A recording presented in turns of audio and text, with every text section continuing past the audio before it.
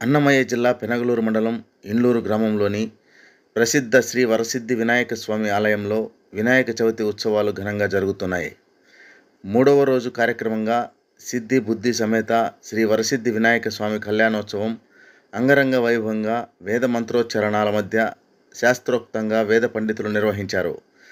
ఈ ఆలయాన్ని భక్తులు రెండవ కాణిపాకంగా భావిస్తారు.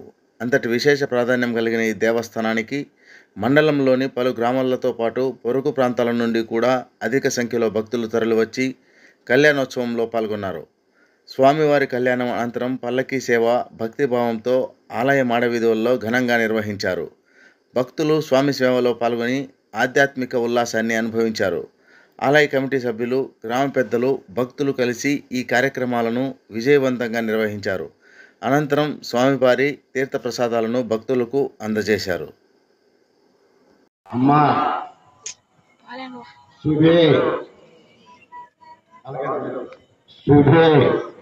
శోభన ముహూర్తే ఆద్య బ్రాహ్మణ ద్వితీయ పరార్థే శ్వేత వరాహ కల్పే వైవస్వత మన్వంతరే కలియుగే ప్రథమపాదే జంబోద్వీపే భరతవర్షే భరతఖండే మేరోః దక్షిణ దిగ్భాగే శ్రీశైలస్య ఆగ్నేయ ప్రదేశే కృష్ణ కావేర్యోః